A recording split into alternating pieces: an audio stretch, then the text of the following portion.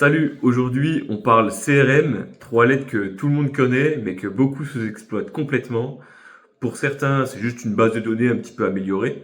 Pour d'autres, un outil commercial.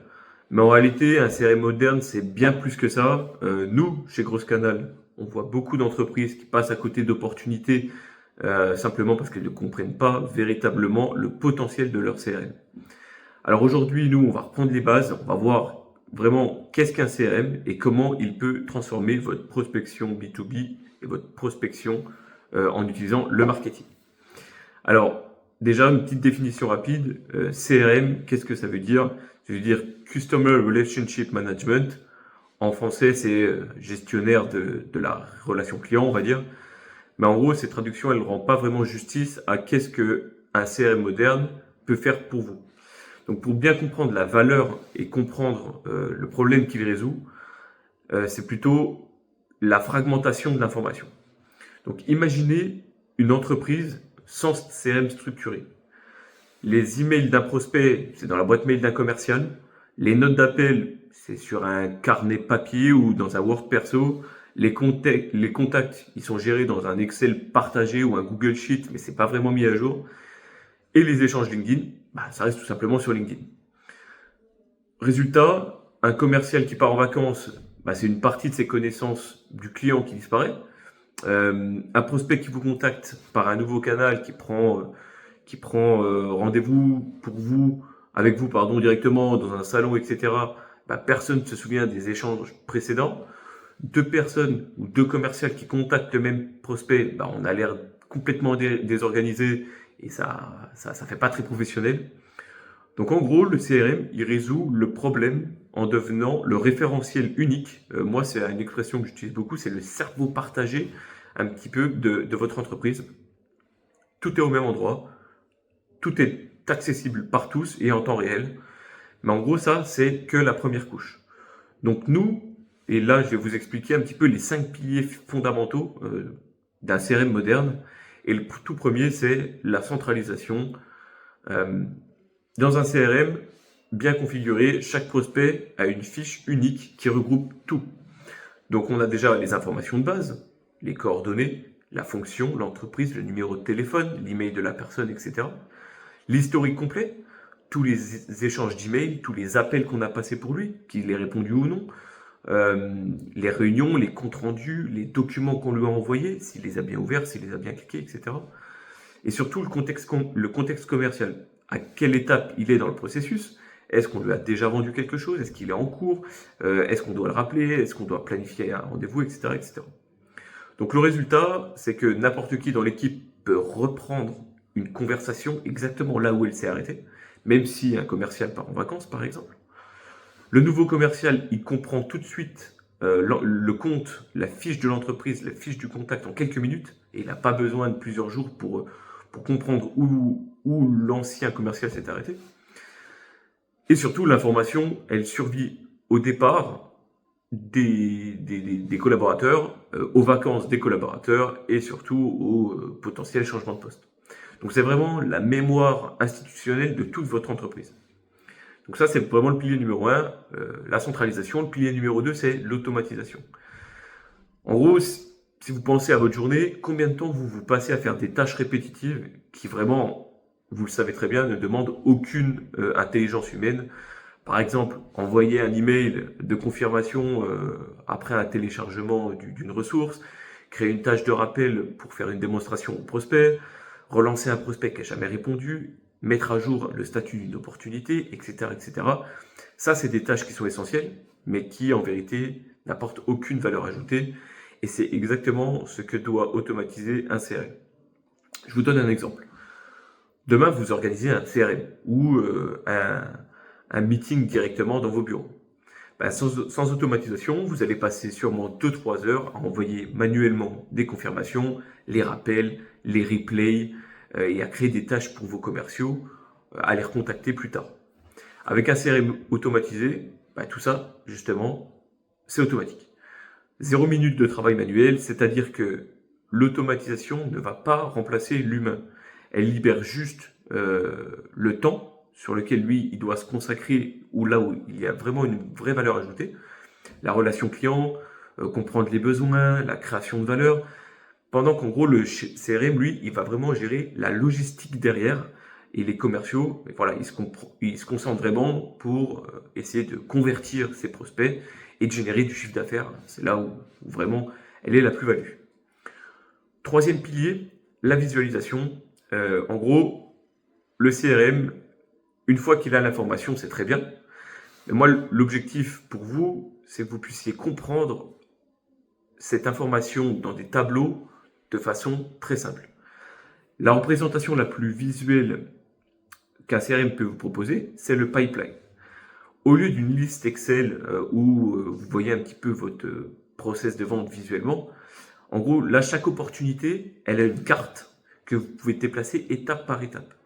C'est-à-dire que vous avez une vue Kanban. Donc, une vue Kanban, j'imagine que vous voyez ce que c'est, mais petit rappel, une vue Kanban, c'est un tableau où vous pouvez déplacer en a cliqué-glissé dans chaque étape pour savoir où le prospect est dans votre tunnel de vente. Ou c'est-à-dire, vous lui avez fait juste une démo, ou vous lui avez déjà envoyé un devis, est-ce qu'il est en cours de réflexion, etc., etc. Ça, c'est dans votre pipeline de vente, dans une vue Kanban.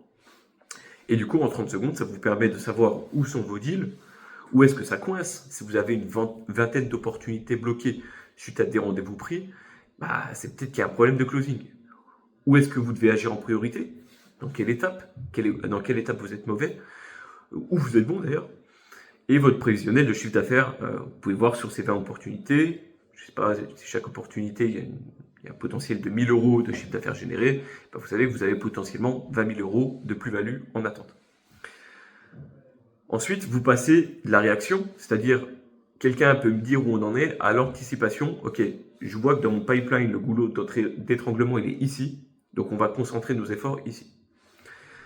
Au-delà du pipeline, dans la visualisation, vous avez surtout des tableaux de bord en temps réel. Vous pouvez voir en quelques secondes le chiffre d'affaires du mois, les nouveaux leads générés cette semaine, les deals conclus ce mois, cette journée, ce trimestre, les opportunités à risque qui vont potentiellement être perdues, etc., etc. Donc, plus besoin de compiler des rapports Excel qui vont vous prendre des heures, faire des tableaux croisés dynamiques, etc. Là, l'information, elle est actualisée en temps réel et en permanence. Quatrième pilier, la collaboration. Le succès commercial, c'est jamais le résultat d'un individu isolé, on va dire. C'est toujours le fruit d'une équipe synchronisée avec des équipes marketing qui travaillent en collaboration avec des équipes de vente, avec des équipes de support et la direction. Le problème, c'est que sans système central partagé, en gros, chaque pôle, on va dire, fonctionne en silo. Je vais vous donner un exemple. Sans CRM partagé, le marketing, il génère ses leads, il fait ses listes, mais il ne sait jamais vraiment ce qu'elles deviennent. Deux commerciaux qui contactent le même prospect sans le savoir. Ça, c'est un problème aussi. Le support qui résout un problème majeur, mais le commercial, il ne sait pas qu'il a été résolu. Et du coup, il va rater la possibilité d'upsell directement un prospect ou un client sur une autre offre, par exemple. Et surtout, sans CRM partagé, le reporting, ça prend des jours pour compiler manuellement toutes les datas de chaque pôle. Alors qu'avec un CRM moderne, bah, tout ça, ça prend quelques secondes, on fait son tableau de bord et ça permet de passer d'un collectif d'individus isolés à une machine centrale cohérente et surtout efficace qui vous fait gagner du temps. Dernier pilier et cinquième pilier, c'est la mesure. C'est-à-dire qu'il y a un principe un peu simple en business, c'est que ce qui ne se mesure pas ne s'améliore pas. Sans mesure, vous allez piloter un petit peu à l'intuition, alors qu'avec la mesure, vous allez piloter vraiment vos données, c'est-à-dire que votre CRM, il transforme chaque activité en données mesurables et exploitables. Par exemple, vous, les métriques qui vont vraiment compter pour vous et que vous allez pouvoir avoir d'un seul coup d'œil, c'est le taux de conversion à chaque processus, la durée moyenne de votre cycle de vente, c'est-à-dire qu'à partir du moment où un prospect prend rendez-vous, combien de temps vous allez mettre pour le closer, la performance par chaque canal d'acquisition. Vous allez pouvoir vous dire, bon, là, mon Google Ads, il me coûte tant, il me rapporte tant. Là, ce salon, il m'a rapporté tant, alors qu'il il m'a rapporté tant, il va me coûter tant. Et donc, vous allez pouvoir appuyer chacun de vos aspects enfin, vous allez pouvoir appuyer votre budget sur l'élément que vous allez pouvoir voir d'un seul coup d'œil. Donc, finalement, vous passez de quelque chose qui n'est plutôt intuitif, vous pilotez un petit peu à l'instinct, et là, en quelques chiffres, vous allez pouvoir piloter les budgets marketing, piloter le budget commercial, piloter le budget du support en un seul clic, en un seul tableau de bord, et pouvoir appuyer tout ça assez simplement. Donc, rapidement, petit récapitulatif, un CRM moderne, c'est pas juste une base de données, c'est vraiment le système nerveux et central de l'activité commerciale, marketing et du support. Finalement, les 6 gros points, c'est que vos données, à la base, ils sont éparpillées. Maintenant, elles sont centralisées dans un référentiel unique, fiable et actualisé en temps réel. Vous avez toutes les heures perdues, vous allez pouvoir les récupérer pour passer du temps sur ce qui vous rapporte vraiment du chiffre d'affaires. Vous pilotez votre activité avec une vision assez floue. Là, ça va être plutôt simple parce que finalement, vous allez pouvoir voir vos chiffres en quelques secondes.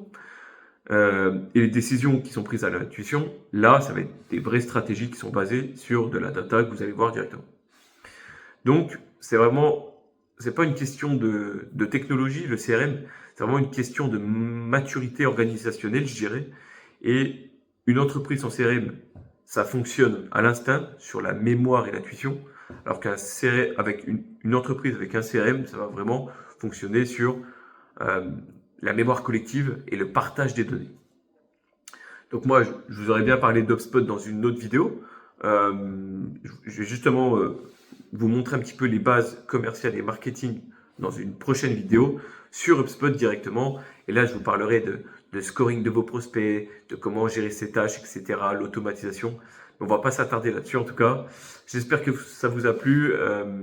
N'hésitez pas à aller regarder mes autres vidéos sur le sujet de la prospection et du CRM. Je vous dis bonne journée à tous et à plus tard.